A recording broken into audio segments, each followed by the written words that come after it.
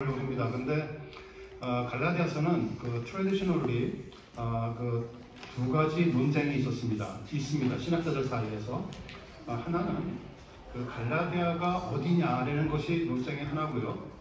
또 하나는 그 갈라디아서라는 그 편지가 쓰여진 게 언제냐 하는 것이 또 하나의 논쟁거리입니다. 그런데 이제 제가 거기들은 사실 그 제 강의 내용과 큰 상관은 없어요. 그래서 그냥 넘어가려고 하는데 그냥 그 갈라디아라는 동네가 어디냐 하는 것만 좀 잠깐 설명드릴게요. 여기 지금 보시다시피 여기 지금 왼쪽에 제가 직접 설명드리는 게 나을 것 같네요. 여기가 그리스죠. 여기가 터키입니다. 그리고 여기가 이스라엘이 있고 시리아가 있죠. 전통적으로 여기 가운데 터키의 가운데 오렌지 컬러로 된 부분, 그것을 이제 갈라디아라고 우리가 보통 부릅니다. 이제 그 논쟁이 있는 것은 어디냐면은 그 갈라디아가 도대체 어디서부터 시작해서 어디로 끝나냐 하는 것이 신학자들 사이에서 굉장히 논쟁이 많습니다. 그런데 우리가 지금 여기서 기억해야 될 건 뭐냐면은 여기 제가 그 파란 선으로 이렇게 표시를 해놨잖아요. 그것이 이제 바울의 1차 여행 전도여행입니다. 그 전도여행은 안디옥에서 시작해서 안디옥에서 시작해서 이렇게 사이프러스 섬을 통해서 버가로 갔다가 비시디아 안디옥으로 갔다가 이고니움, 제가 이거 빨간 거로 쓸게요. 버가로에서 비시디아 안디옥, 이고니움, 그 다음에 리스트라, 루스라, 더베 이런 쪽으로 해서 갔다가 그 간데를 다시 돌아왔습니다. 보시다시피 그 오렌지 색깔이 안에 들어가 있잖아요. 그래서 여기에 그때 들렸던 도시들에 세워진 교회가 갈라디아 교회들일 것이다 라고 얘기합니다. 갈라디아 교회서는 한 교회에 쓰여진 게 아니고요. 저 지방에 있는 여러 교회들을 대상으로 쓰여진 책입니다. 여기 보시면 아시겠지만 빨간 선은 2차 전도여행입니다. 2차 전도여행 때도 사도 바울이 같은 지방을 또 지났어요. 여기 지금 3차 여행은 안 나와 있는데 3차 여행도 똑같은 장소를 또 지났습니다. 사도 바울이 결국은 전도여행을 갈 때마다 그 갈라디아 지방에 있는 교회들을 들렸다는 것을 우리가 알 수가 있는 것이죠. 먼저 이번에 첫 번째 강의이기 때문에 먼저 알아야 될 것을 몇 가지만 좀 설명해 드릴게요. 우리가 이제 저는 개혁 장로교회 신앙으로 그 바탕을 두고 말씀을 드립니다. 개혁 장로교회 신앙이라는 것이 뭔가 잠깐만 설명을 드리면은 기독교를 크게 봤을 때 이제 구신교와 구교와 신교가 있죠. 구교는 뭔가요? 캐톨릭이죠. 여기 제가 지금 그림을 놨는데 캐톨릭이 되어 있습니다. 신교는 이 전체가 다 개신교입니다. 그 신앙의 스펙트럼이 상당히 넓습니다. 저희가 믿고 있는 그 개혁 장로교의 신앙은 이 오른쪽 끝입니다. 그리고 같은 개신교 아니지만은 저보다 이제 반대되는 것은 알미니안 테올로지라고 얘기하는 우리로 교파로 말하면은 감리교와 저희와 반대입니다. 사실상 감리교는 저희보다도 카톨릭에 더 가깝습니다. 저희가 더 멀 정도로 그 차이가 많이 납니다. 제가 이렇게 베프티스트가 가운데 있다고 말씀드렸는데 그 베프티스트는 사실 그 폭이 상당히 넓습니다. 어떤 베프티스트는 저희보다 더 보수적이에요. 그리고 어떤 또 베프티스트는 굉장히 자유주의적입니다. 여기서 이제 제가 보수적이다, 자유주의적이다라고 말씀드리는 그거는 뭐냐면은 정치적인 내용으로 말씀드리는 게 전혀 아니고 하나님의 롤이 어디냐, 사람의 롤이 어디냐로 판단을 합니다. 여기서 보시면은 오른쪽으로 가면 갈수록 개혁 장로교회로 가면 갈수록 하나님의 롤이 많아지고 사람의 롤이 적어집니다. 그것이 보수적인 거예요. 왼쪽으로 가면 갈수록 사람의 롤이 많아지고 하나님의 롤이 적어집니다. 그것을 우리는 자유주의라고 말을 합니다. 그리고 제가 사실 이번에 갈라디아서를 준비하면서 고민을 좀 많이 했었습니다. 특별히 무엇이 문제였냐면은 갈라디아서가 복음에 대한 얘기고 율법에 대한 얘기가 많이 나와요. 근데 그 유대 사람들은 율법이 뭔지를 잘 압니다. 근데 우리는 율법이 뭔지 모르고 2000년 전의 얘기이기 때문에 우리랑 아무 상관이 없는 것처럼 느껴져요. 그렇기 때문에 율법 얘기하면은 저게 도대체 무슨 얘기인가 하는 그런 퀘스천이 떠오릅니다. 그래서 저는 여러분들께 그거를 좀 극복하기 위해서 율법에 대한 얘기를 먼저 시작하고 가야 되지 않을까라고 생각을 했는데 그래도 역시 성경의 순서를 따라서 가는 게 옳을 것 같아서 갑니다. 그리고 제 강의는 제가 이제 이것 할 것도 크게 보는 성경이라는 것을 강의를 하는데 저는 이제 그 성경을 좀 아는 신앙인들을 대상으로 이제 강의를 준비를 합니다. 여기는 조금 좀 설명이 필요한데요. 왜 그러냐면은 저는 교회의 롤이 두 가지라고 생각합니다. 전도와 성수, 양육입니다. 일반적으로 현대 교회가 전도에는 굉장히 최선을 다합니다. 그런데 양육에 대한 부분이 조금 미적다고 저는 생각합니다. 그래서 저는 이 양육에 대해서 포커스를 두고 싶어요. 그래서 제가 일종의 좀 사명감을 좀 가지고 있어요. 거기에 대해서. 그래서 우리가 좀 어떻게 하면은 그냥 크리스찬이 아니라 성숙한 크리스찬이 되는 건가 하는 것이 제 포커스예요. 제가 여기에 대해서는 좀 이따 더 설명해 드릴 거예요. 그리고 또 한 가지 미리 말씀드린 거는 갈라디아서는 6개의 장입니다. 특별히 오늘 강의 들을 내용은요, 이 사도 바울의 특징이 뭐냐면은 처음에 빵 터뜨려요. 내가 편지를 쓰는데 6장을 쓰는데 내가 지금 제일 중요한 이유가, 편지를 쓰는 제일 중요한 이유가 이거다라고 빵 터뜨리고 시작을 합니다. 그렇기 때문에 오늘은 우리가 갈라디아서 첫 번째 부분을 보는데 오늘 제가 설명드리는 내용이 이해가 안 가실 수도 있어요. 그런데 거기에 대한 설명은 2장, 3장, 4장 쭉 가다 보면 다 나옵니다. 그래서 처음에 좀 이상하다 생각하시더라도 믿고 가주시면 인내해 주세요. 기다리시면 감사하겠습니다. 제가 10번의 이제 그 강의를 하려고 하는데요. 5번으로 나눴습니다. 그래서 중간에 한번 2월 16일 날 휴강을 합니다. 그때가 발렌타인데이가 껴있는 주간이에요. 여러분들 가서 데이트하시고 사모님 모시고 남편 모시고 데이트하시고 쉬세요. 그리고 다시 모입니다. 제가 이제 여러 명의 책을 참조해서 강의를 준비하는데요. 팀 켈러, 이 사람은 이제 리디머 교회, 뉴욕에 있는 리디머 교회 시니어 패스터였고 언제 돌아가셨죠? 2년 전인가요? 3년 전인가? 돌아가셨죠? 그 리디머 처치 그 시니어 패스터 하기 전에는 웨스트민스터 신학대학원의 교수이기도 했죠. 그리고 또 마틴 루터의 책도 제가 참조를 했고 개신교로 시작한 사람이죠.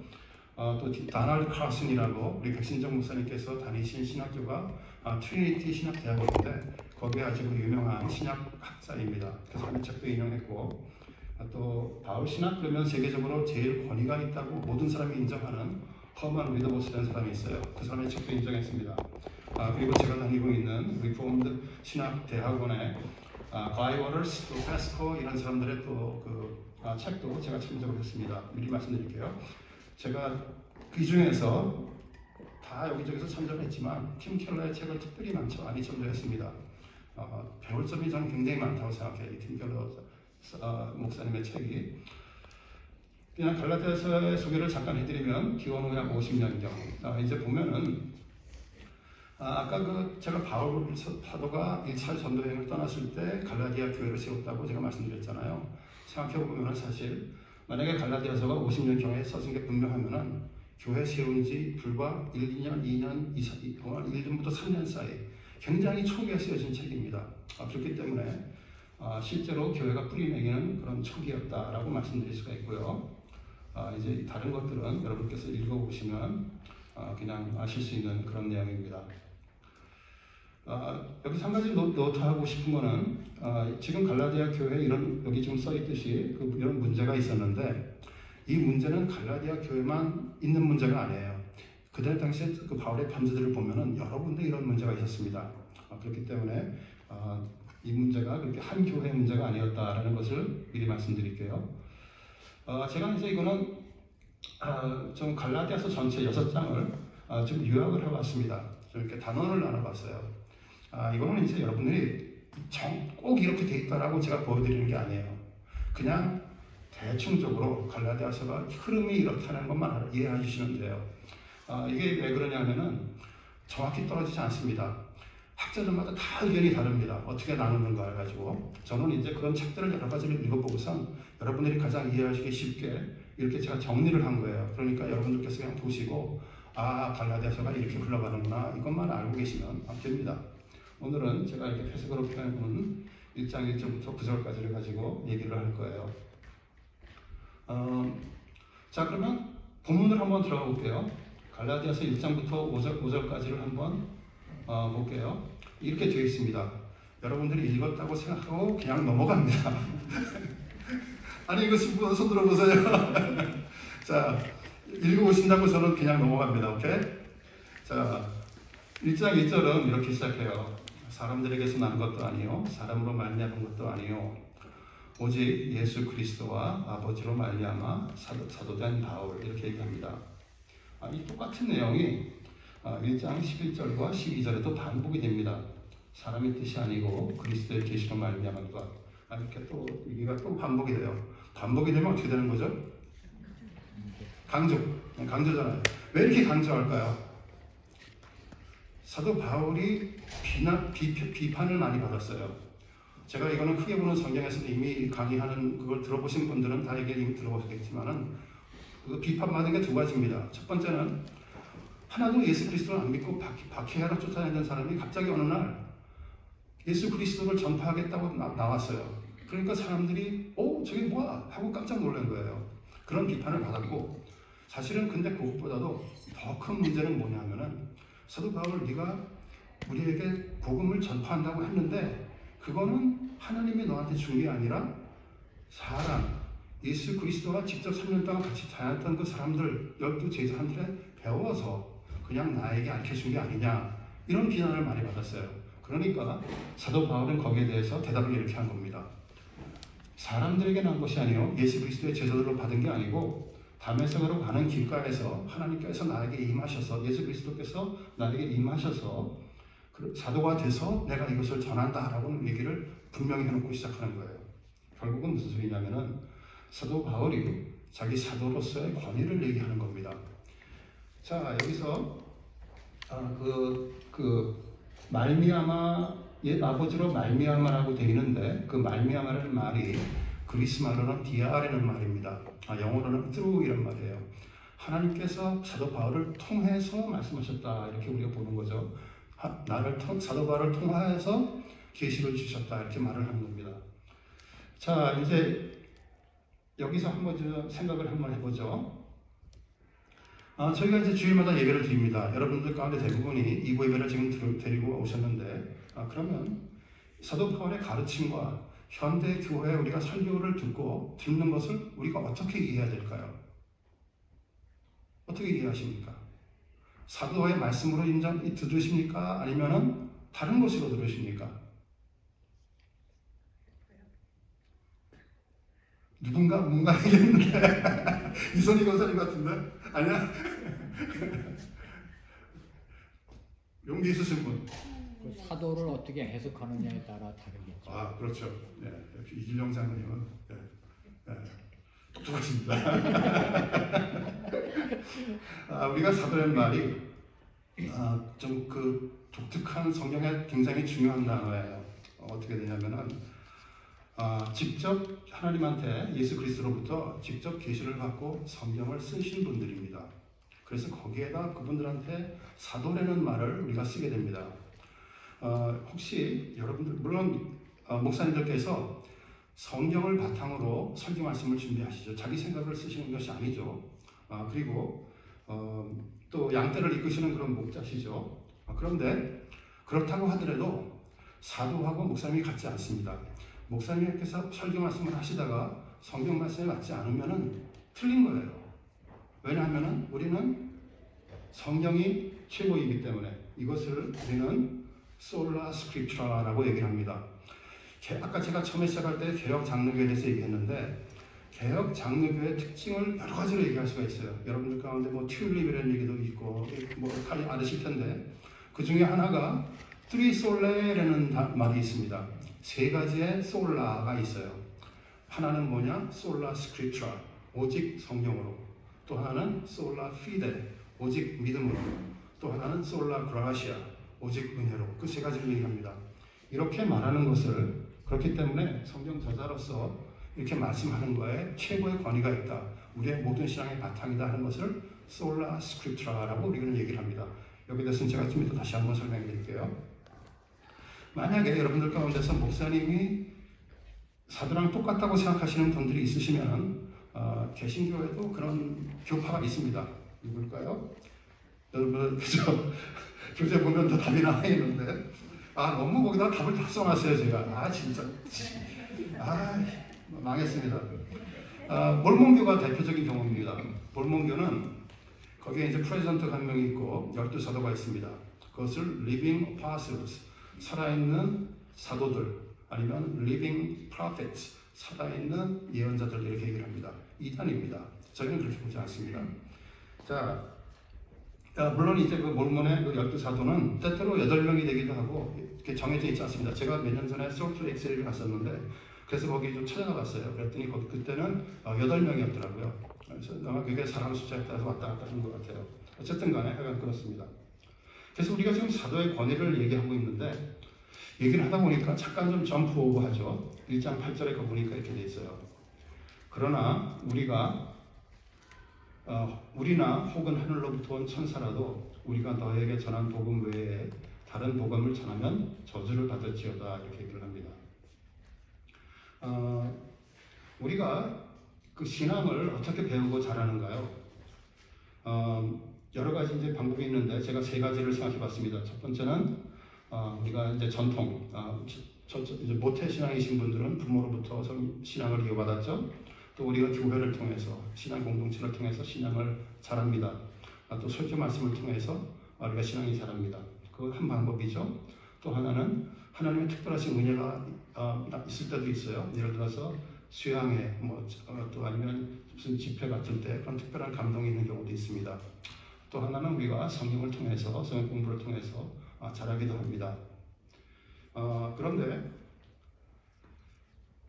지금 여기 사도 바울이 1장 8절에서 말하고 있는 내용을 보면은 천사나 전통이나 천사가 알려주는 감동으로 알게 됐다고 하더라도 그런 복음일지라고 하더라도 내가 전한 사도 바울이 성경에 써 있는 그런 복음이 아니면 저주를 받으실 거다 이렇게 돼 있단 말이에요. 그렇기 때문에 사도들이 하나님의 말씀을 성경 말씀에 남긴 그 복음 다시 또 솔라 스크립처가 나오죠. 그것이 우리의 성경의 바탕이다, 믿음의 바탕이다 이런 얘기를 또 하고 있는 거죠. 다른 복음은 저주를 받을 것이다라고 얘기를 하고 있죠. 어떻게 배우든지 사도의 가르침에 성경에 비교해봐야 우리가 진리를 알 수 있다는 것이죠. 어떤 분들은 이렇게 얘기하십니다. 나는 딱 보면 알아요. 그렇게 얘기하시는 분들 많아요.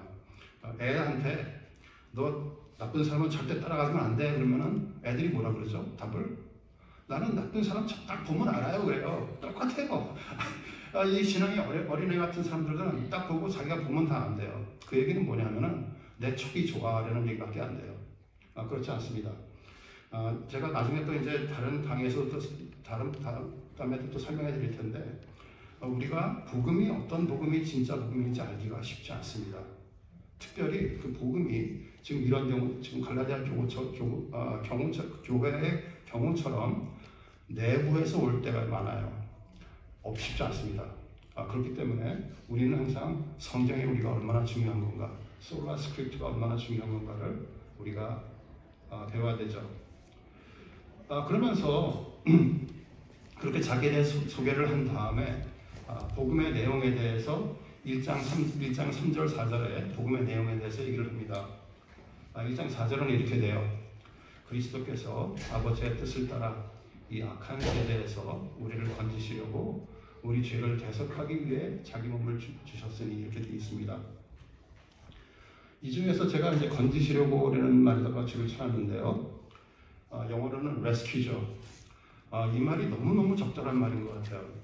무슨 소리냐면은 여러분들 우리는요 하나님께서 상관하지 않으시면은 죄인입니다.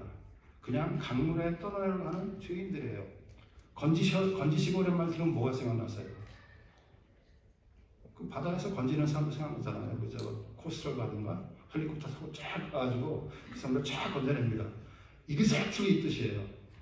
우리는 하나님께서 놔두신 우리를 상관하지 않으시고 놔두면은 전부 다 한 명도 예외 없이 그냥 죄로 심판받으러 사망으로 가는 그런 사람들이에요.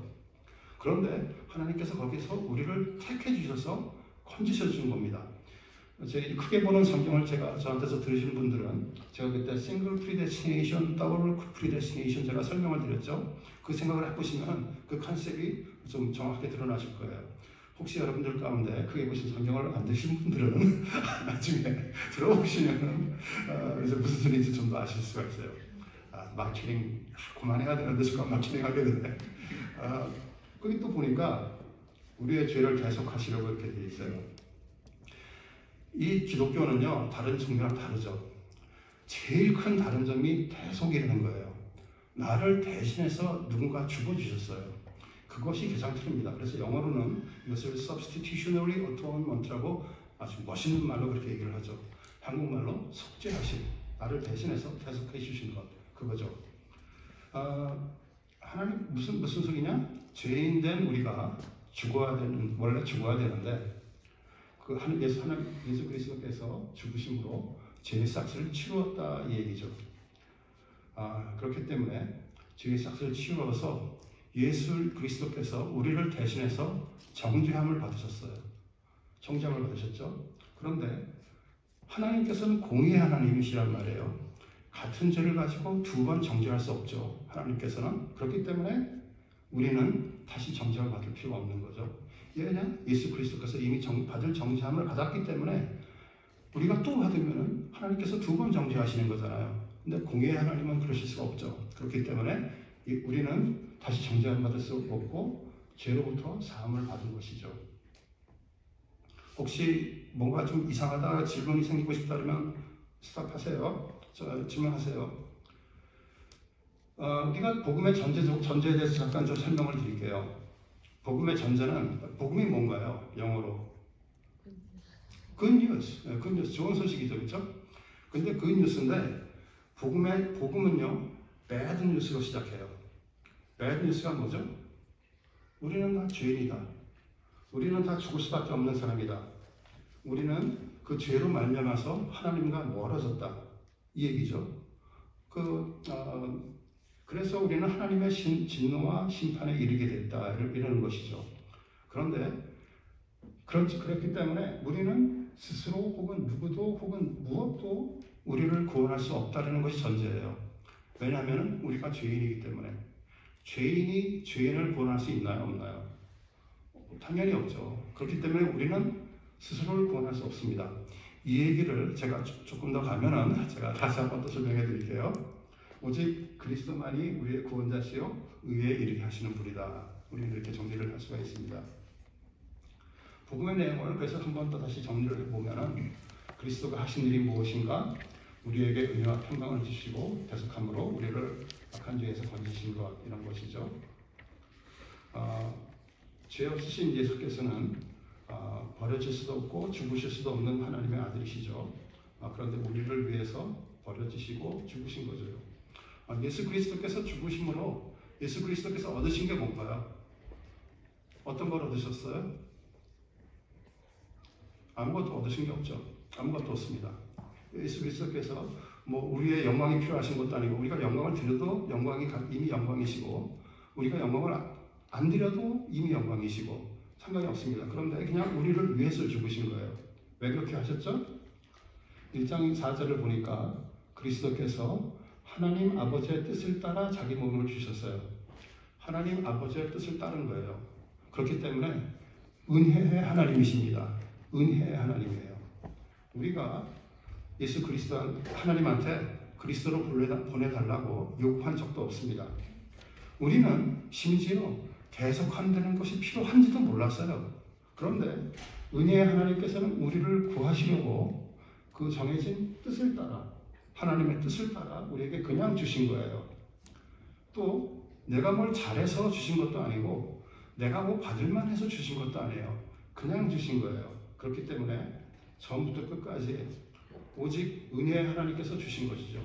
이것이 바로 그 내용이 바로 아까 말씀드렸던 그 쓰리 솔라의 두 번째 것, 솔라 그라시아죠. 오직 은혜로입니다. 그 내용입니다. 그렇기 때문에 1장 5절에서 그 사도 바울이 인사를 마치면서 영광이 그에게 세세토록 있을지어다 아멘 하는 그런 영광을 돌리는 기도를 함으로써 인사를 끝내는 것이죠. 자, 이제 우리가 1장의 1절부터 5절까지를 마쳤습니다. 인사였고 이제 진짜 살코기 파트로 들어갑니다. 왜 편지를 썼는가? 이제부터 여러분의 머리를 제가 좀 복잡하게 만들어 드릴 거예요. 기대하십시오.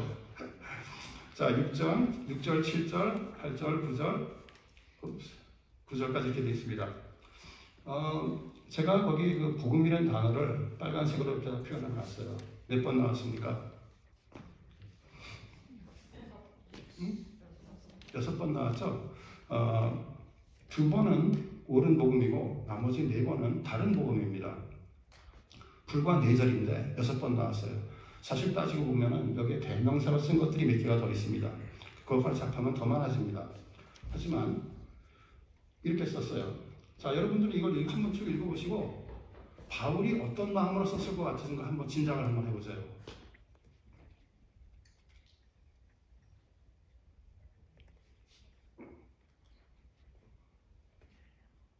분노. 상당한 분노. 네, 분노. 저주라는 거. 역시 똑똑하신 분은 이렇게 정확합니다. 정확해요. 보세요.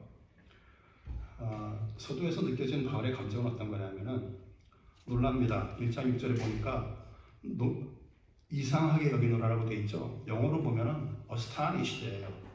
무슨 소리냐면은 기가 막히다 이 소리예요. 너희가 이렇게 빨리 옳은 복음을 버리고 다른 복음으로 간 걸 보니까 기가 막히다는 표현이에요. 자, 그리고 7절, 8절, 9절 보니까 저주를 받을지어다. 이게 아나띠메라고 유명한 말인데 그런 말을 많이 씁니다. 강한 언어를 씁니다. 화가 많이 나 있는 거예요. 제가 화에 대해서는 제가 다음 강의인가 다음 강의에 한 번 더 정리해 드릴 거예요. 화가 어떤 것인지. 미리 말씀드리면은 크리스찬들은 화내지 않는다라는 여러분의 그 생각이 맞지 않습니다.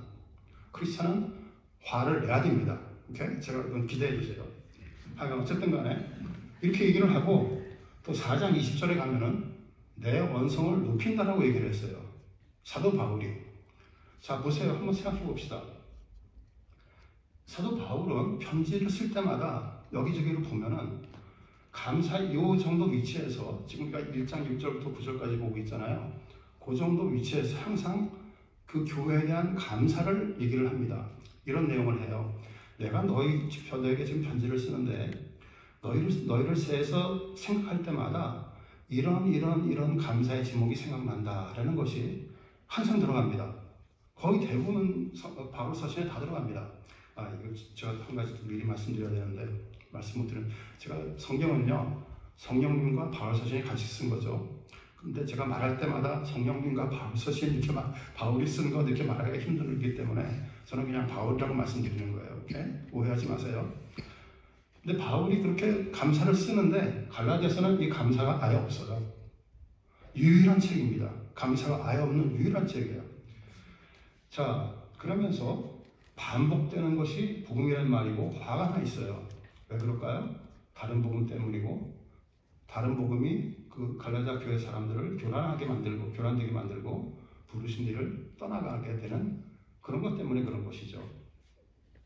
자, 그러면 우리가 한번 다른 복음이 그러면 사도 바울이 말하고 있는 다른 복음이 무언가를 알아야 되죠.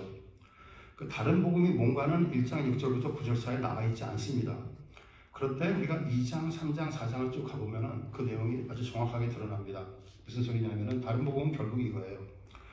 너희가 복음을 가지고 있는데 복음만 가지고 되는 것이 아니고 또 필요한 뭔가가 있어. 플러스 something이 필요해. 그런데 그 플러스 something이 뭐냐? 율법을 따르는 것이에요. 뭐냐면은 할례 받는 것, 또 율법의 행위를 하는 것. 이렇게 제가 그 절들을 다 써놨죠. 찾아보시면 됩니다. 그런데 거기에 대해서 사도 바울은 뭐라고 얘기하는 거냐?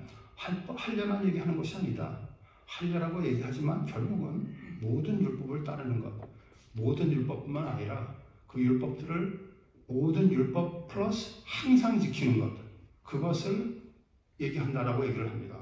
그래서 결국 무슨 얘기냐면은 거짓 교사들은요, 예수 그리스도를 아예 안 믿는 사람들이 아니에요. 같은 교회 멤버들입니다. 내부에서 있었던 그런 사람들입니다. 믿음의 공동체에 속했던 사람입니다. 그리스도를 믿지 않고 깎아내리거나 반대하는 것이 아니고 그리스도와 그와 하신 일을 믿지만 성경에서 가르친 율법을 요구하는 것뿐이에요. 자, 보세요. 제가 율법에 대해서는 3장을 얘기할 때 제가 자세하게 여러분께 설명을 드릴 거예요. 근데 일단 간단하게 좀 설명을 드리면은 하나님께 드리는 예배에 합당한 구별됨, 깨끗함 이런 것들을 요구하는 게 율법이잖아요. 예를 들어서 할례를 보자고요. 할례를 왜 합니까?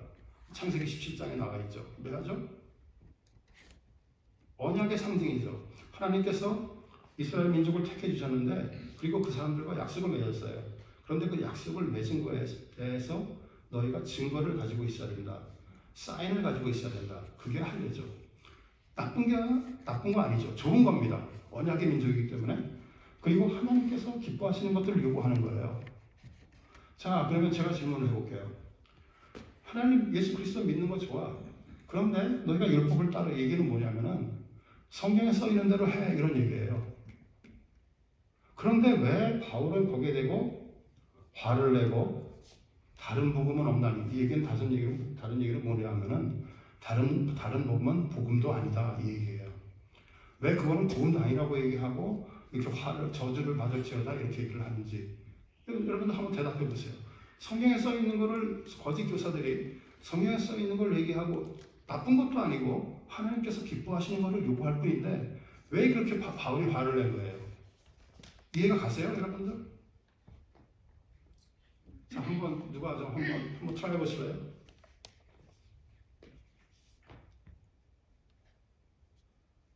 용기 있는 분들이 없네. 우리 이준영 장로님 없으세요? 박장님한테도 물어보고 싶은데 아까 이 강의 시작하기 전에 자기한테 물어보지 말라고 얘기를 하셔서 물어보겠어. 자, 제가 이제부터 설명해 드릴 거예요. 여러분 머리 쓰셔야 됩니다. 그게 쉽지 않아요. 다른 부분에 문제가 두 가지가 있습니다.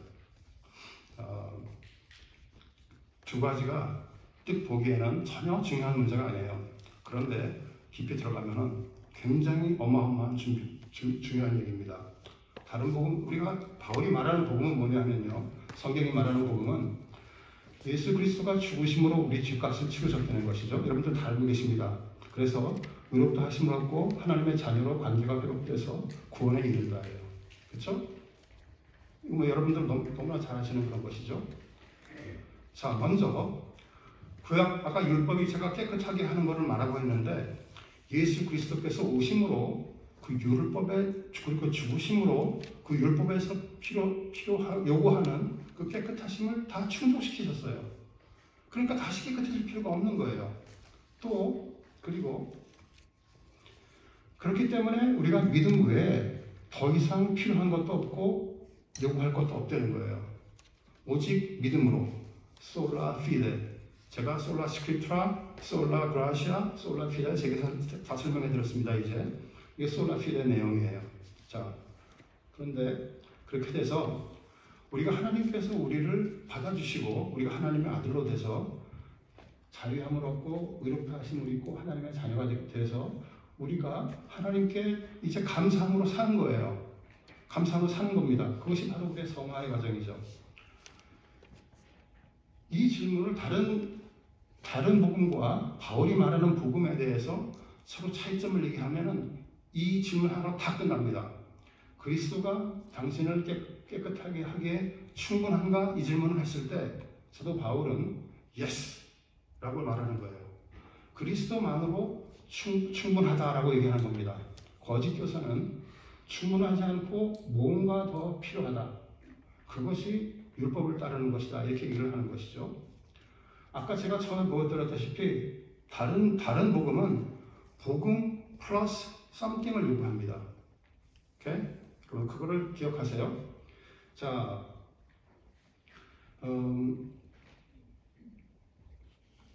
여기에 대해서 오직 믿음만 있으면 우리가 의롭다 하심에 이르는 것에 대해서 우리의 신앙 고백들은 뭐라고 하는지 잠깐 좀 살펴볼게요. 웨스트민스터 신앙 고백을 보여드릴게요. 11장 1절 이렇게 되어 있습니다. 의롭다 하심에 대해서 의롭다 하심은 그들 안에 이루어진 혹은 그들에 의해 행해진 그 어떤 것 때문이 아니고 오직 그리스도 때문이다 이렇게 되어 있습니다. 그들에 의해 행해진 어떤 것, 그것이 무엇인지 그 바로 다음에 설명을 해줍니다. 웨스트민스터 신앙고백은 무엇이 뭐냐? 믿음 자체 혹은 믿는 행위나 다른 어떤 복음적인 순종 같은 것도 이것 때문이 아니라는 거예요. 여러분 생각해보세요. 내가 하나님께 좀 순종하려고 열심히 노력하고 있어. 그런데 구원하는 것이 그것 때문이 아니라고 얘기를 하고 있습니다. 이상하죠? 이상하게 느낄 수 있습니다. 이상합니다. 그리고 또 웨스트민스터 신앙고백에 그 리더스 가이드라는 책이 있는데 거기 보면은 우리의 복음, 우리의 구원은 의로움 안에서 행한 그 어떤 행위에 의해서가 아니요 그의 자비에 의해서다 이렇게 되어 있습니다. 이제 이것은 우리가 성경에 써 있는 그 한 구절을 제가 말씀드리면은 에베소서 2장 8절에 이미 그렇게 써 있습니다. 제가 읽어드리면은 너희는 그 은혜에 의하여 믿음으로 말미암아 구원을 받았으니 다른 것이 아니고 오직 믿음으로 인해서 구원을 받았으니 이것은 너희에게서 난 것이 아니요 하나님의 선물이라. 은혜의 하나님이 너에게 주신 선물이라는 거예요.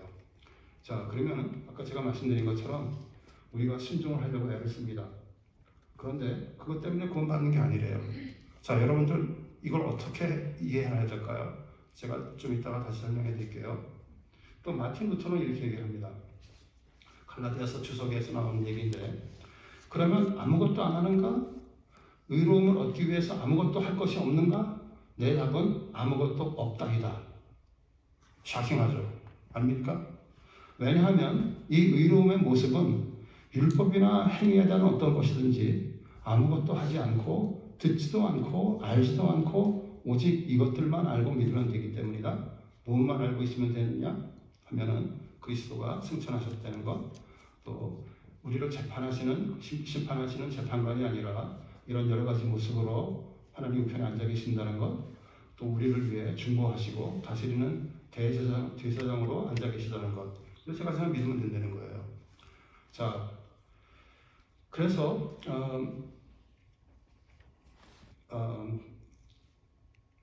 그렇기 때문에 복음 플러스 율법이면은 그것이 그리스도만으로 충분하지 않기 때문에 그렇게 something 플러스를 요구하는 것이라고 바울이 화가 난 거예요. 그래서 얘기한 겁니다. 뭔가 좀 설명이 부족하셔도 잠깐만 기다려 주세요. 그리고 그것뿐만 아니라 다른 복음은 또 하나의 문제가 있습니다. 그러니까 그 플러스 something 말고 또 하나의 문제가 있어요. 뭐냐 하면은 그 1장 7절에 보니까 다른 복음은 복음을 변하게 하려 한다 이렇게 되어 있습니다. 여기서 키워드는 뭐냐면은 변하게 하려요. 변하게 하려. 그것은 이제 메타스토포라는 그런 그 그리스 말인데 우리가 신약은 정경으로 인정하는 언어가 뭔가요? 아메. 그렇지 않습니다. 그리스 말입니다. 크게 보는 성경을 들었는데 제가 그때 크게 보는 성경에서 얘기 좀 말씀드렸지만 구약은 히브리 말로 된 것을, 그러니까 유대인의 말로 된 것을 정경으로 인정을 하고 신약은 그 그리스 말로 된 것을 우리가 정경으로 인정을 합니다. 오케이? 그래서 우리가 그렇기 때문에 우리는 그 그리스 말을 보는 거예요. 오늘 설교 말씀에서 목사님이 그 야다에 대해서 말씀했잖아요. 야다라는 단어는 히브리 말입니다. 구약은 히브리 말로 써졌어요. 그래서 그 야다라는 말이 그 구약에 있는 말이기 때문에 거기에 대해서 설명하는 것이죠.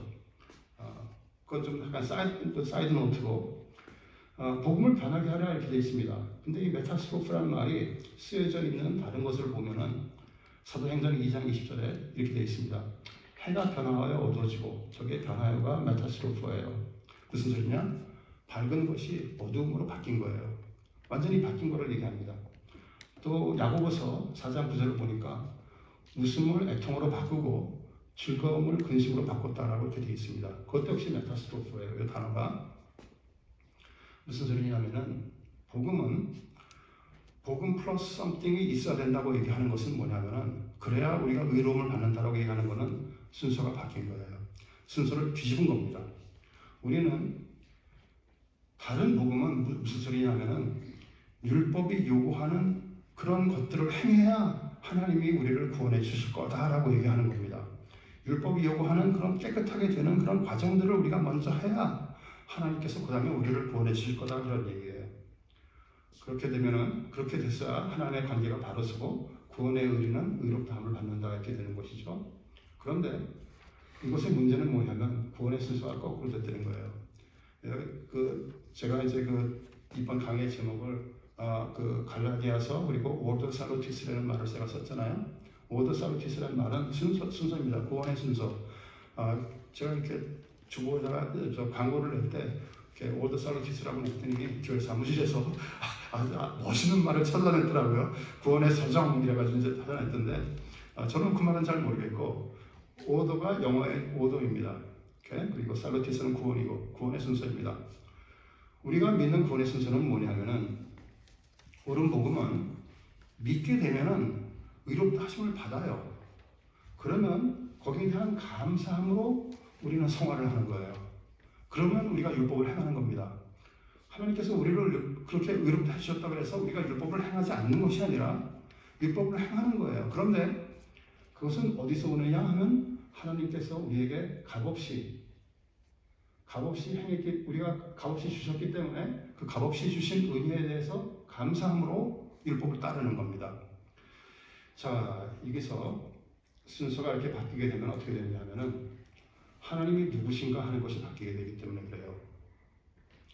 만약에 지금 다른 율법이 말하는 것처럼 성화의 과정이 먼저 있어야 그 다음에 하나님께서 구원을 이룬다라고 말을 하면은 어떤 말이 되느냐 하면은 하나님이 빚지시는 하나님이 되는 거예요. 무슨 소리냐? 내가 해요. 열심히 뭘 해요. 거기에 대한 보상으로 하나님께서 구원을 주시는 거예요. 우리가 열심히 하면은 하나님은 구원을 주실 수밖에 없는 하나님이 되는 거죠. 하나님은 우리한테 그렇게 되면 구원이라는 것을 빚지시는 하나님이 되는 거예요. 안 그래요? 설명이 좀 부족한 거 아니면 설명이 제가 충분히 됐나요? 보세요. 주고받는 관계예요. 내가 하나님께 행동을 이렇게 하면은 하나님이 구원을 주신다예요. Give and take. 뭐죠? 거래예요. 거래하시는 하나님이 된 거예요. 우리는 지금 여태까지 은혜의 하나님을 얘기했는데 그냥 거저주시는 하나님을 얘기했는데 바꿔버리니까 거래하시는 하나님이 돼버린 거예요. 완전히 거꾸로 된 겁니다. 자, 그래서 아까 제가 말씀드린 것처럼 이제 다른 복음의 문제가 그렇게 두 가지의 문제가 있다는 것을 제가 여러분께 설명을 해드린 거예요. 그리고 마지막에 이 구원에 대해서 좀 설명을 좀 더 드리면은 기도에 대해서도 우리가 한번 생각해 봐야 될 것 같아요. 어떤 분들은 이렇게 생각하십니다. 내가 이 정도 기도했는데 하나님께서 안 들어주실까? 하고 믿고 기도하시는 분들이 있습니다. 뭐가 잘못됐나요? 잘못된 건가요? 기도는 왜 하는 거죠? 아들로서 하나님께 아뢰는 겁니다. 내가 필요한 것을 하나님께 구하는 거예요. 당연히 많이 해야 됩니다. 당연히 열심히 기도하셔야 되고 끈질기게 기도하셔야 됩니다. 그런데 내가 이만큼 기도했는데 안 주실 거야 라는 생각을 가지고 계시면 그 하나님이 무슨 하나님이 되나요? 우리한테 저 정도로 기도했으니까 나는 하나님은 줄 수밖에 없어요. 응답을 들어주실 수밖에 없어요. 역시 똑같은 보상입니다. 거래 하나님입니다. 자, 이것이 이제 제가 이렇게 말하는 게 여러분한테 좀 걸릴 수 있는 분들이 좀 있으실 것 같아요. 우리가 이제 하나님께 기도할 때 원하는 것들을 원하는 것들을 구해야 된다고 얘기했죠. 원하는 것이 무언가를 생각해 보셔야 돼요. 여러분들은 우리가 보통 예배를 드릴 때 하나님은 우리의 모든 것 되신 분 이렇게 얘기를 하십니다. 말은 쉽게 합니다. 자, 그런데 원하는 것을 하나님께서 내가 원하는 것을 들어주셔야 된다고 믿고 간구하시면 무슨 소리냐면은 모든 것 대신 하나님 외에 내가 필요한 게 더 있는 거예요. 모든 것 플러스 썸띵이 있는 겁니다. 자, 하나님보다 그 구하는 게 앞선 거예요. 그래서 팀 켈러 목사님의 책을 제가 인용했다고 말씀드렸는데 팀 켈러 목사님은 그런 것을 보고 뭐라 그러냐면 가짜 구원자라고 얘기합니다. Functional Savior. 진짜 구원자가 아니고 가짜 구원자라고 얘기합니다. 그래서 우리가 하나님께서 들어주시고 안 들어주시는 것은 하나님의 영역입니다. 은혜 하나님께서 주시면 주시는 거고 안 들어주시면 안 들으시는 거고 아니면은 다른 때에 한참 후에 들으실 수도 있습니다. 제가 이제 또 다른 다음 강의에서도 여기에 대해서 또 말씀을 드릴 텐데, 요셉 같은 경우에 13년 걸렸습니다. 기도 등답을 들은 것이. 우리가 기도하는 것 오래 기다려야 될 경우가 많습니다. 내가 이게 필요한 것이 뭔가 하나님께 우리가 간구를 드리는데, 내가 필요한 것, 내가 원하는 것, 그것이 하나님보다 앞서는 것이죠. 예를 들어서 이런 거죠. 사람들에게 인정을 받고 싶어요. 현대에서는 너무나 중요하죠. 사람들에게 인정을 많이 받으면 돈도 잘 벌고 아주 유명해지고 모든 것이 서포트됩니다. 인정을 받고 싶어 해요. 자, 그런데 내가 사람들한테 인정을 받고 싶어요. 하나님 제가 인정받게 해주세요라고 얘기하면은 하나님은 사람들에게 인정받는 것이 하나님보다 더 중요한 것이 된 거예요. 가짜 구원자입니다. 이게 이제 제가 오늘 그 사도 바울이 빵 터트리고 얘기한다고 그랬잖아요. 빵 터트리고 이제부터 1장 후반절부터 계속 가는 동안에 거기에 대해서 왜 그런가가 설명이 계속됩니다. 그래서 혹시 여기에 대해서 좀 질문이 있으시더라도 조금만 인내하시고 기다리시면 설명이 충분히 될 것 같아요. 오케이. 여기 혹시 좀 질문이 있으실 것 같은데 좀 쓸까요? 아니면 넘어갈까요? 시간이 많이 지났네. 그래서 좀 일단 넘어갈게요. 네. 자, 그래서 이제 제가 이렇게 다른 복음에 대해서 설명을 드리고, 이 다른 복음이라는 게 2000년 전에 갈라디아 교회에 있었어요. 그렇죠? 현대에는 없을까요? 여러분들이 지금 교회 생활을 하시는데, 여러분들이 교회 생활을 하시면서 교회의 모습 속에 없을까요? 우리 교회도 있을 수 있고 다른 교회도 있을 수 있습니다. 제가 예를 좀 보여드릴게요. 첫 번째는 우리가 자유주의적인 교회를 한번 생각해 볼 수가 있어요. 아까 제가 자유주의가 뭔가를 제가 설명해 드렸죠. 자유주의 교회는 복음 플러스 썸띵을 요구하는 경우가 많습니다. 무슨 소리냐면은 너 잘 믿어? 좋아. 그런데 믿는 그것만이 유일한 길이라고 얘기하지 마. 착하고 선한 사람이 있으면 그 사람도 구원받을 수 있어 라고 얘기를 합니다. 캐톨릭도 그렇게 얘기하고 감리교 사람들도 그렇게 얘기를 합니다. 무슨 소리죠? 선하면은 선한 행위가 구원에 이르게 하는 것이죠. 그러면 그리스도의 죽으심, 은혜 이런 거 필요 없습니다. 믿지 않아도 다른 종교라도 사랑이 많고 선하면은 소망이 있습니다. 여러분들 가지고 계신 그 슬라이드에 제가 이거 어떻게 하다 보니까 이걸 빠뜨렸는데, 복음의 전제는요, 이 세상에 죄 없는 사람 아무도 없다는 거예요. 다 죄인입니다. 사랑이 부족하고 선하지 않은 사람은 아예 소망이 없다는 거예요. 자유주의에 따르면은. 제가 마태복음 22장 10절에 여기다 써놨는데, 이 마태복음 22장은 그 천국의 천국 잔치에 대한 비유죠. 거기서 제가 읽어드리면은, 종들이 길에 나가 악한 자나 선한 자나 만나는 대로 모두 데려오니 혼인잔치에 손님이 가득하더라 이렇게 되어 있습니다. 천국은 악한 사람도 있고 선한 사람도 있습니다.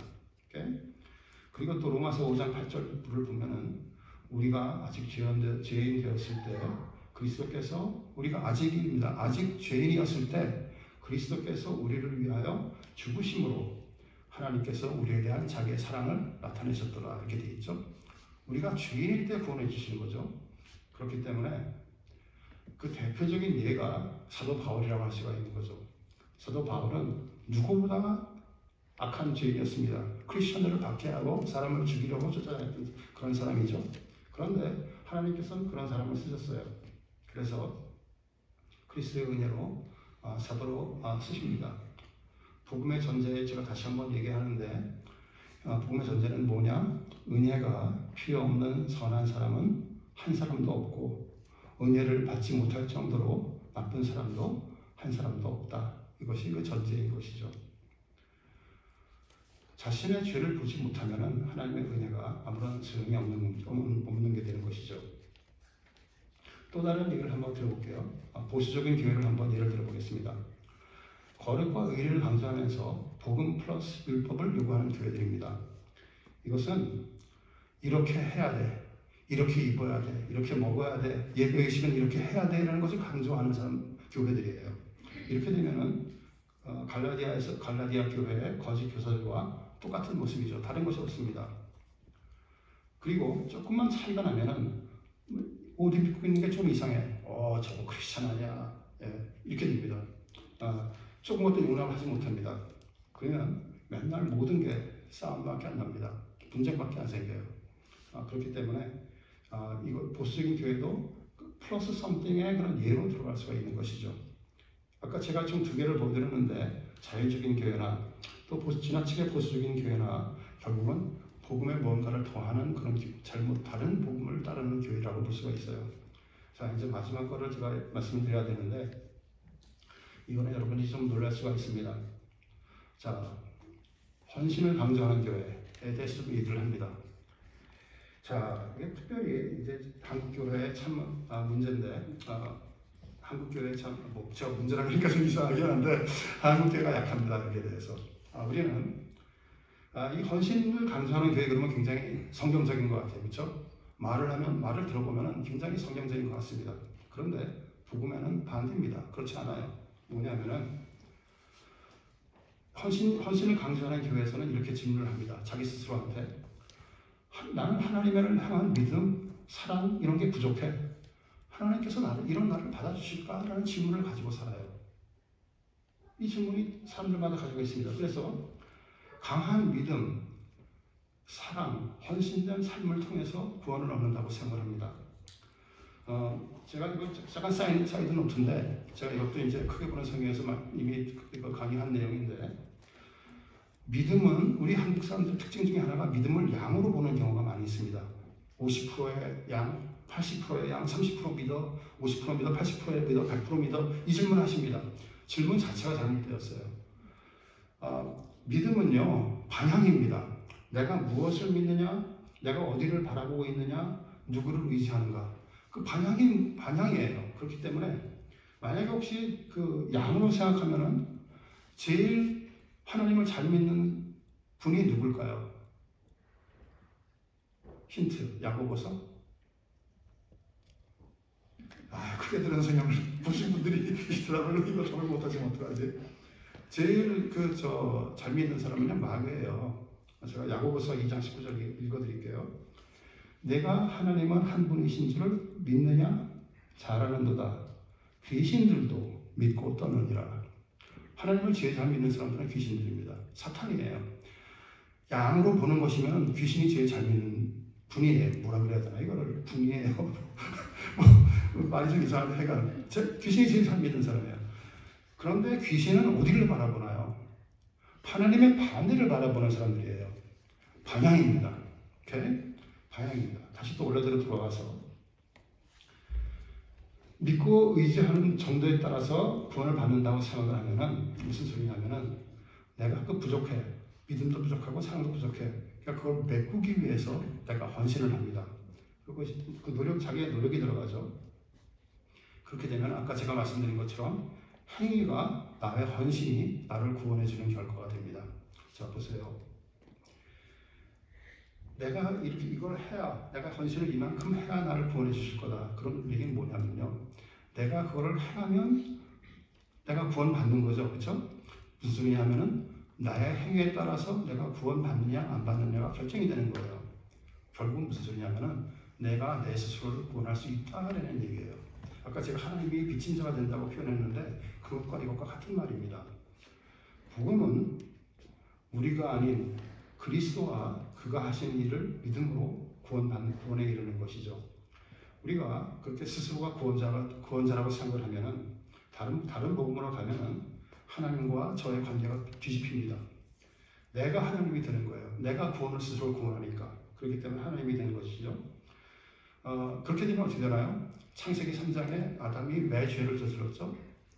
하나님처럼 되고 싶어서 선악과를 먹으면은 내 눈이 밝아져서 내가 하나님처럼 될 수가 있으니까 선악과를 먹었죠. 똑같은 겁니다. 내가 선악을 판단하는 재판관이 되기를 원하고 왕이 되기를 원하면은 그러면 바로 그것이 죄의 시작입니다. 무슨 소리냐? 자기가 스스로 우상으로 만드는 거예요. 그렇기 때문에 구약에 있는 모든 우상 스토리는 결국 이겁니다. 네가 네 자신을 우상으로 보느냐 안 보느냐. 그리고 아까 제가 말씀드린 것처럼 그 가짜 구원자들을 구원자로 보느냐 안 보느냐. 이겁니다. 여러분들이 이제 구약을 읽으실 때 신들, 다른 신들 이런 것들을 여러분들 포인트를 많이 보실 거예요. 그것을 여러분들이 생각을 하실 때, 묵상을 하실 때 그 다른 신들이라는 말을 가짜 구원자라고 한번 바꿔보세요. 그러면 뜻이 맞는 경우가 대부분입니다. 그래서 참조로 한번 그렇게 말씀드려볼게요. 우리가 이제 여기서 한 가지 좀 기억해야 될 거는 뭐냐면은 많은 사람들이 저 자신도 그랬어요. 헌신으로 시작합니다. 저도 교회 생활을 하면서 처음에 열심히 아주 헌신했습니다. 그런데 아까 제가 말씀드린 것처럼 이렇게 헌신을 하는 것은 다른 복음을 따르는 거고 영적으로 어린아이라고 봅니다. 이제 2장, 3장 이제 가다 보면은 그 얘기가 나오는데 사도 바울이 영적인 어린아이는 다른 복음을 따르는 것이라고 이렇게 비슷하게 얘기를 합니다. 무슨 소리냐면은 우리가 복음을 정확히 모르면 계속 영적인 어린아이로 남아있다는 거예요. 우리가 복음을 알면은 하나님께서 우리에게 값없이 주심을 감사하기 때문에 헌신하지 말라 그래도 헌신을 합니다. 자, 보세요. 아까는 내가 구원을 얻기 위해서 열심히 나를 쥐어짰어요. 근데 그것은 복음이 아니고, 옳은 복음이 아니고 다른 복음이고, 옳은 복음은 하나님께서 나에게 복음을 주신 것, 나에게 값없이 주신 것을 감사하기 때문에 그 감사함으로 누가 시키지도 않았는데 내가 스스로 하는 거예요. 그 차이입니다. 똑같은 헌신인데 시작이 아예 다릅니다. 토널이 바뀌었어요. 아까 제가 그 메타스트로프 말을 설명해 드렸잖아요. 바뀌었습니다. 자, 그래서 우리는 이제 제가 아까 처음에 시작할 때 이거는 영적으로 좀 성숙한 분들을 제가 키우는 게 목적이라고 했잖아요. 목적이 여기서 다시 나오는 거예요. 우리가 영적해서 영적인 어린아이 수준으로 머물러 가실 거예요? 아니면 하나님과 좀 더 깊어지는 관계를 가실 거예요? 여러분들 한번 생각해 보세요. 우리가 복음을 알면 알수록 우리는 더 깊어지는 신앙생활을 갑니다. 제가 그 개요라는 것을 여러분께 보내드렸는데 오늘 늦어지네. 해주시고 제가 가능한 한 50분 안에 끝낼게요. 근데 오늘 첫 번째 강의라서 조금 5분, 10분 좀 기다릴 수가 있어요. 죄송합니다. 다음부터는 칼같이 50분 맞추고 들어볼게요. 지금 한 50분이 조금 넘었는데 그렇게 됩니다. 하여간 어쨌든 간에 중요한 거는 자, 성숙한 사람들을 키워야 돼요. 그러기 위해서 우리에게 필요한 건 뭘까요? 우리에게 필요한 게 뭐죠? 지금 이 라직을 따르면 우리에게 필요한 건 복음입니다. 보세요. 어떤 분들은 제가 그 개요에도 썼지만 복음이라는 게 전도할 때 필요하고 새로 믿는 사람들을 위해서 필요하다고 생각해요. 아닙니다. 복음은요, 새로 믿는 사람들을 위해서 필요하지만 우리가 성숙하게 가기 위해서 필요한 게 복음이에요. 자, 이것을 제가 좀 다시 한번 설명해 드릴 테니까 한번 보시죠.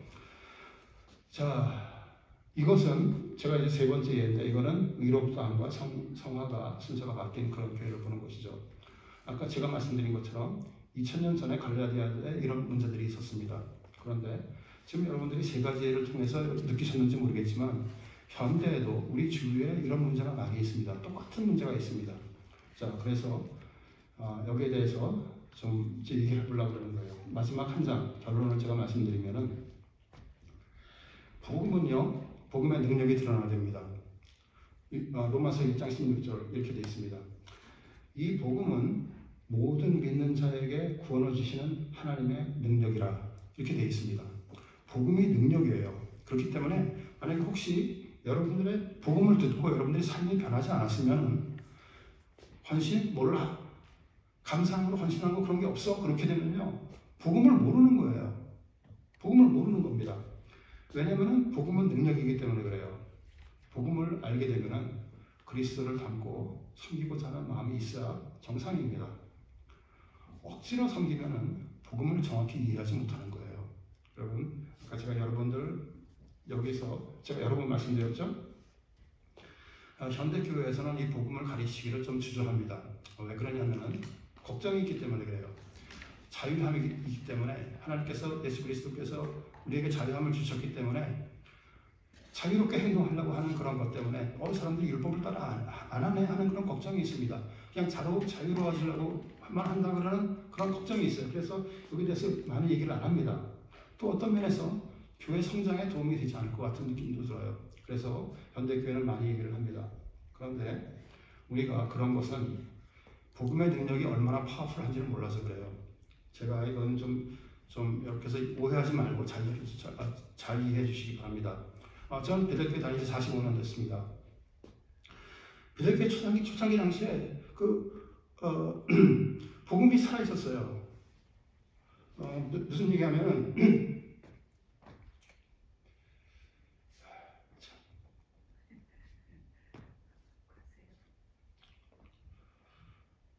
또 그리고 제가 이제 팀 켈러 목사님의 책을 제가 인용했다 그랬잖아요. 팀 켈러 리드머 처치가 복음으로 왜 이러지? 죄송합니다. 복음으로 성장한 교회예요. 보세요. 베델교회도 그렇고 리드머 교회도 그렇고 복음으로 시작해서 복음으로 끝나니까 그 능력이 드러났어요.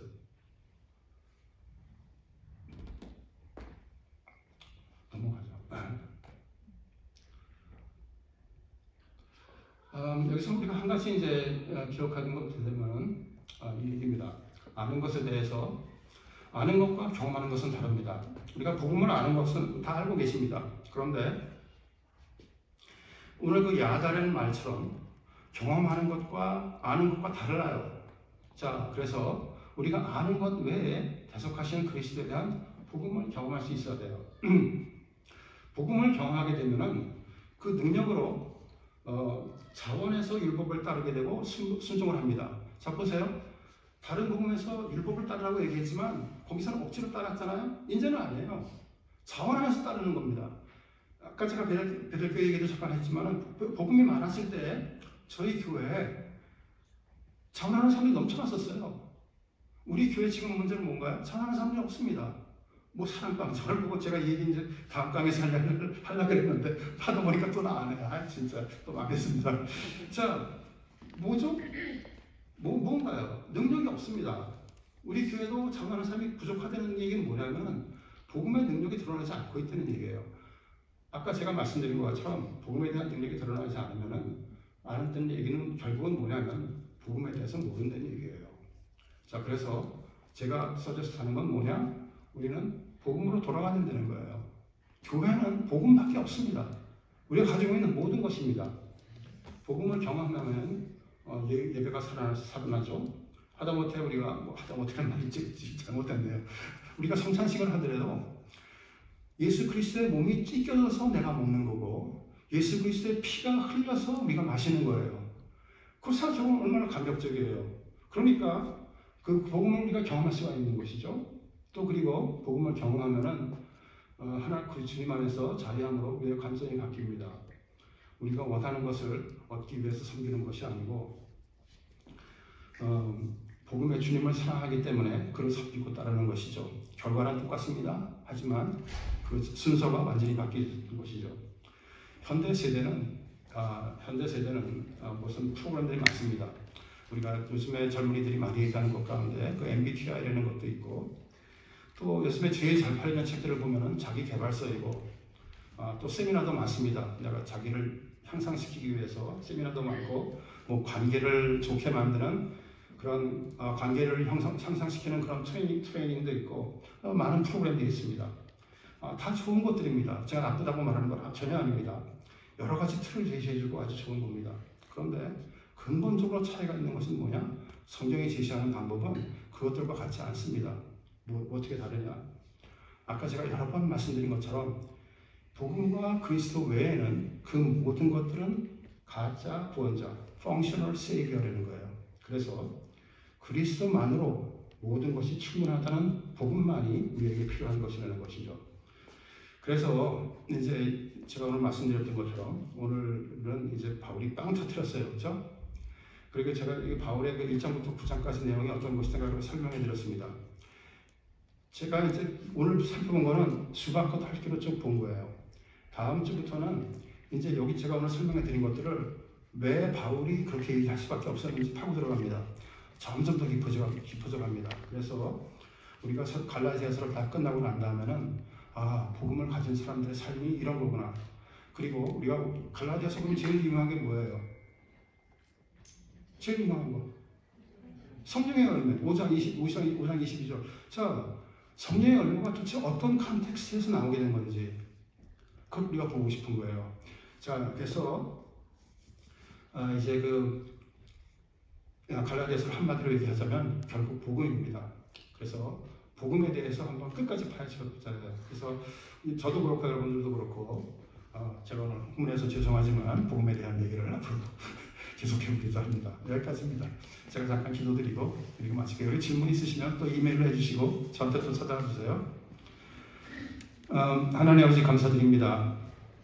오늘 첫 번째 시간으로 이 갈라디아에서 우리가 수박과 탈기처럼 봤지만은 바울이 왜 그렇게 다른 복음에 대해서 화를 냈는지 또 바울이 말하고 있는 다른 복음이 무엇인지 우리가 아까 잠깐 살펴봤습니다. 이제 우리가 하나님께서 진짜 우리에게 참 말씀하시고 싶은 그 복음을 우리가 파헤칠 때 저나 또 여기 앉아 계신 모든 분들에게 함께 하셔서 우리가 복음을 정확히 알고 그 복음에 따라 우리의 삶을 살 수 있도록 저희를 축복해 주시길 간구드립니다. 이 모든 말씀 예수 그리스도 이름으로 간구드려서 아옵나이다. 아멘. 감사합니다.